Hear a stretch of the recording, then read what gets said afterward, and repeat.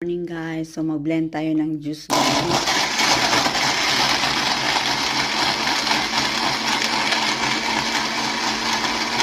Malaki na yung talong ko. Ang tataba niya. Binibis-bisan ko siya ng yung kinilis sa bigas. Ayan ang taba.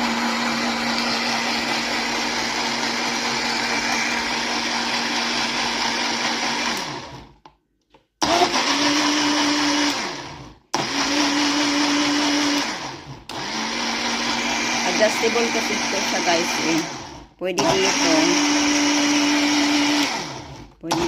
mahina siya. Tapos dito ang number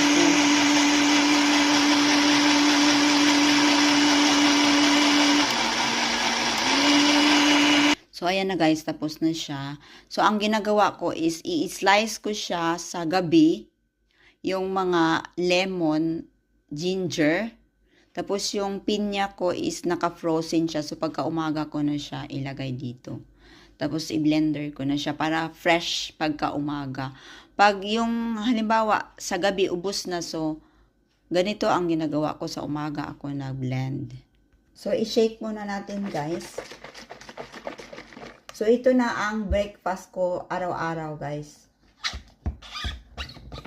So pwede mo siyang i-ano muna ng 5 minutes para yung fiber ay lulutang dito siya. Tapos, pwede ka magkuha ng 2 kutsarita. Kasi late na ako bumangon. Nagising na ako kanina pero hindi pa ako bumangon. So, hindi mo na siya salain yung mga fiber ay makuha mo din dito. Ilagay mo din sa baso mo.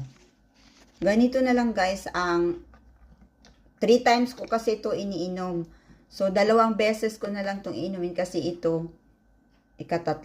So, 3 beses lang ang iinumin mo sa isang gawaan. Ganon.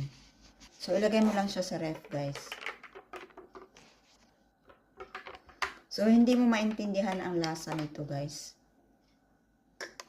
Hindi masarap, hindi. Iwan ko.